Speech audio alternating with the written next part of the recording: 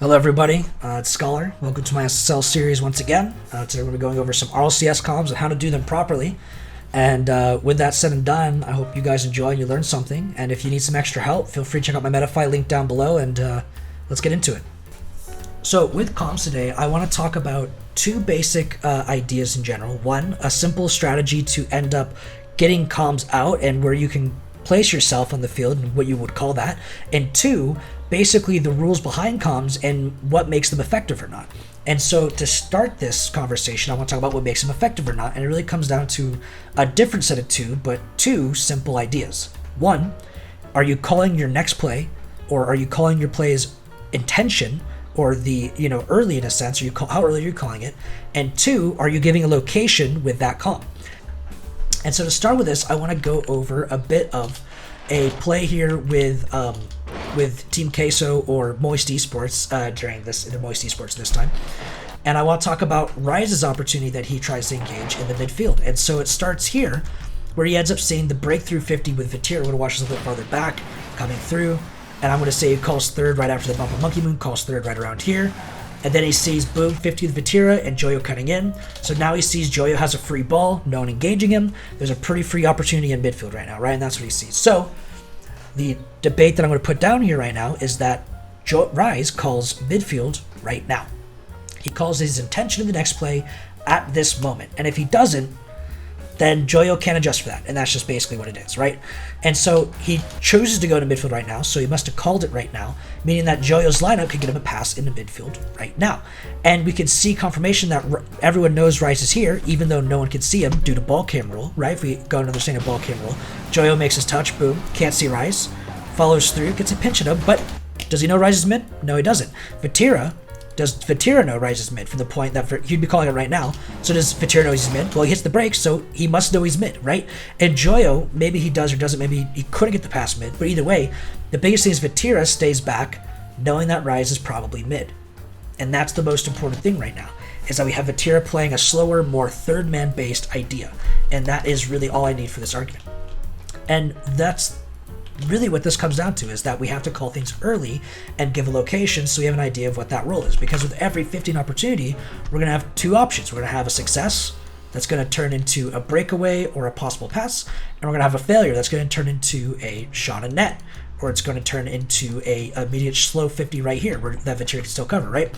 And this is really what comms are going to be based on, is can you cover one of these two zones? Which one are you covering? Are you covering success or failure? And in this idea that we're going for a solo play breakthrough, Rise could go drive up and go demo Monkey Moon, right, in this same upfield zone, which would be success. Or the same idea, you can wait for a pass from Joyo or a pinch from Joyo with Seiko. Then go midfield, and all of them are the same options, as long as you're covering best or worst case scenario. And one of the biggest things I want to go over this is that timing, and I really want to drive in that timing is really important. So first I want to go over then is some of these examples of RLCS teams, top 4 teams in the world, basically doing their best to lay down comms similar to this idea. Yeah. And so this one is also Moist, or at this time it was Queso, because they're playing in the Winter Major. And I want to go over Joyo's comms and how well he really describes to his team where he is as extension during this time, so they get the best opportunity possible. So Joyo's voice. 50 out. Nice. He's in a bang. Yeah, he boomed it. He boomed it, should be Joyo's voice. And we're going to listen carefully for what he says from here. Yeah. Good level. I'm better. Mid. Yeah. No one. Boom. A great pass here to Joyo as he was extended, calls in his midfield stuff, and we get that midfield pass. But what you might not have noticed early was how early he was able to set up this play with his comms. And so the first thing I want to go over here is going to be, where's the first time he lets his team know that he's going to be available for this mid pass. I got 50 out. Nice. So boom, 50 out, Joyo gets the 50, he's now extension. That's an assumed role, right? We already know he's extension due to basic rotation, standard motion. He's in a bang. Yeah, he boomed it. He boomed it, and then now we're going to hear the first step to Joyo's midfield call. He's going to call mid-left full. Yeah. Good level. Boom. Mid-left full right there. That tells the team that I'm mid-left boost, right? And I have full boost because I got it. So now you know that I'm available for any kind of pass, opportunity, breakthrough, whatever it turns into bit by bit, because I'm mid left full. Vertier and Rise here have a bit of a miscommunication on defense. There's something we're going to gloss over here for a little bit. Comms aren't always meant to be perfect. You're going to make mistakes as you go through with it, but the really great thing in this play that makes it super successful, I think, is Joyo's mid left full comm. Because then as it follows up and this play ends up freezing, because Typical doesn't get a great clear, we see now that Rise has an opportunity to get a free touch or breakthrough over Typical's touch. And since we know that that Joyo can see this on the left side of the field, he sees his opportunity, and he's going to do a confirmation call to remind Rise that he's midfield. I'm middle. And he starts that on middle call before Rise ever gets up the sidewall. Yeah, he bims it. It's you? Yeah. Mid left full. I'm middle, right here. This is where he starts the comp before Rise is even getting up that wall. So that way Rise has the time to think, how am I going to pass this mid? Is that even worth my time, right? Or maybe in the same idea, it just becomes reactionary. He trusts his teammate to make the best call for him. I'm middle. Either way, it's going to be a functional play here. And then there's going to be a response call here by Rise to confirm to Joyo that that's going to happen. Listen carefully as Rise is going to inch in that mid right before this pass. Mid. Right? Mid? Yeah. No one up. Looking away. And they immediately, right after that touch, Rise does his best to say no one up. They're going to wait, try to get Joyo to make sure he plays a solo player or control it.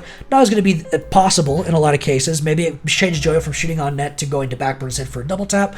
I don't know. Either way, the biggest thing is that Joyo called that mid pass really early, doubled down in the midfield once he saw the free touch, and he got the response call, right? That call and response from Rise to confirm that it was a mid pass opportunity.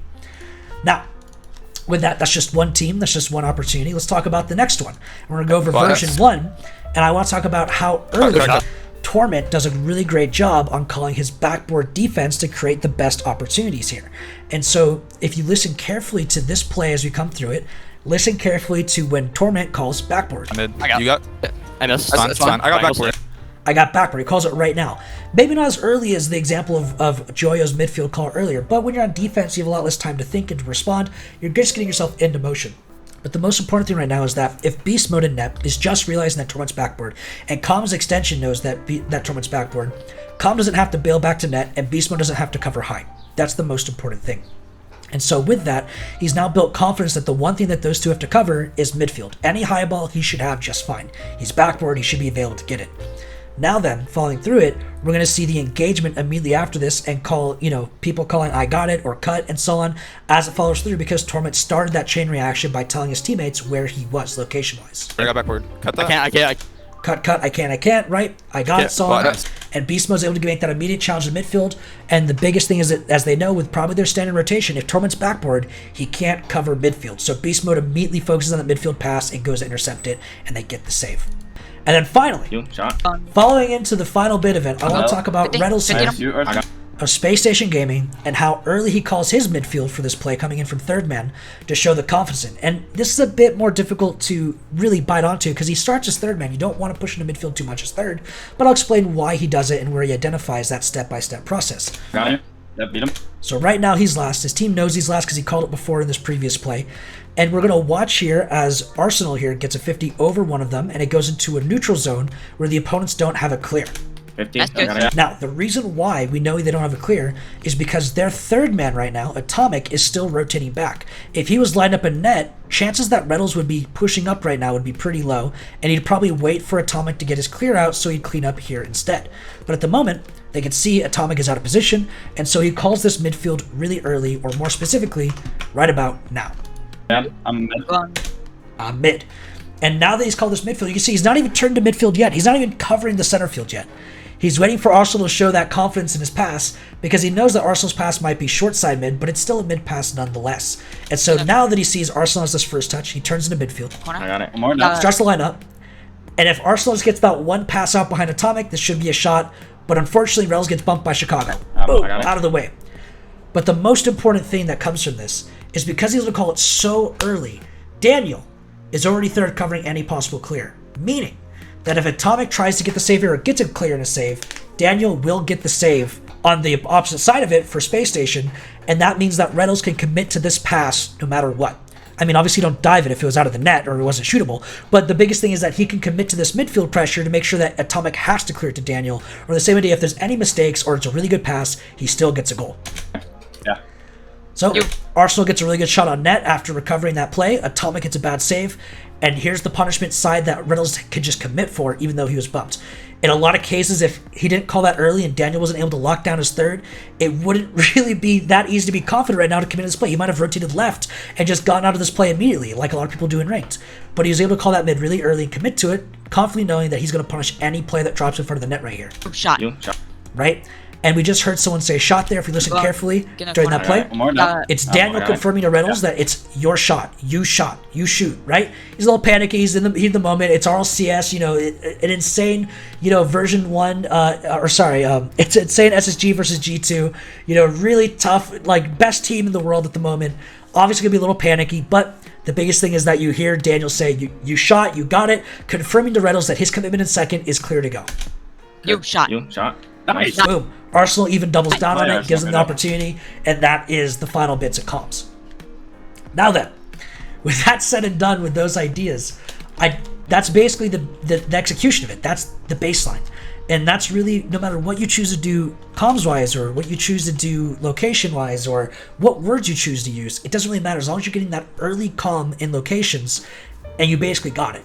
Now, as an idea of what you could base your comms off of, or something that I generally use or teach my students overall, and the way I like to end up getting it going, is I like to start by splitting up the fields in 6 equalish zones, right? 9 equal zones. I don't know what I was saying. I like to split the field in 9 equal zones to get the conversation started. And by doing this, we end up getting ourselves every big boost in each one of these major zones on the outside ring. The final bit is going to be our center field, which is this center box right here. And then we have our net, right? And the opponent's net. Op net. Now then, to label these boosts, in this idea, if this is our net and we're pushing this way, then we're going to have our back right boost, our mid right boost, our top right boost, and then the same thing for the left side, which is back left, mid left, and top left, right? So all of our right boosts and all of our left boosts. These are just locations. How you use them is going to be based on what position you are, and a lot of them are going to standardize certain positions more than others. And so if we go into a couple of examples real quick, let's say, as a quick example, let's say our teammate is pushing, upfield towards this mid-right boost, right? If you wanted to rotate third, you could just call third, and we would assume that you probably collected this back post boost or this back left boost. But in the same idea, if you call the opposite and you say, I'm just collecting back left boost, we'll also assume inherently that you're third man. And so you really have to call one of them. You could also call last man taking back left. You could say a lot of things like that.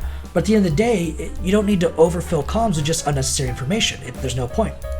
And the same idea, let's say you're pushing up with our teammate here in this play and you want to be available for a pass. If you're available here, I would say this center box here would be line just to say mid. I'm mid for a pass. And if we're right here, we could still call mid because mid in the idea is based on the location of the ball, right? I'm mid for you.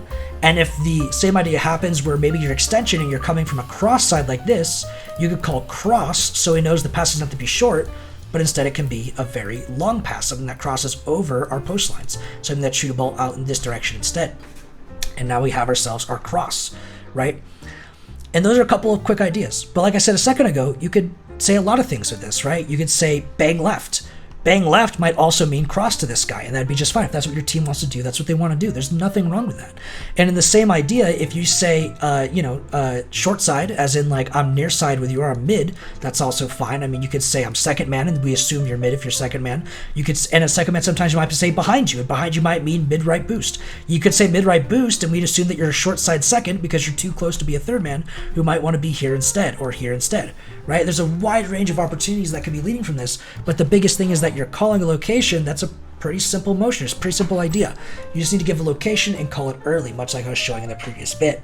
You could utilize what I just showed here as, a couple of simple locations and positional comms, but you could also change it up and, choose different words for all these locations or pick new locations that you want to use as basic standards. It really is all usable at the end of the day. This is just one that I generally use and I teach to a lot of players overall, just basics. Call which boost you're taking, so on. Maybe you've not used it in this words before, but it's a simple way to look at it. And the same idea, it's something that could be used for ranked or for 6-mans or for your team. It's pretty universal, so it's a good starting place to practice. But anyway, with that said and done, I really hope that you guys basically just took took this as, you know, the 2 cents or the grain of salt that it is, and that the most important things are just calling things early or your next play intention and giving a location with that next play intention. And that's basically it. Once you've done that, as long as you're giving those 2 basic ideas, you've basically fulfilled all your comm needs for every play. Up until a certain point. There's definitely more to talk about, but for the most part, that's the baseline. And so with that, I hope you guys learned a bit more about how to utilize comms at a high level, how to make yourself better at comms, and I hope to hear that you guys are ranking up well. Have a great time, and hope you learned something. Bye-bye.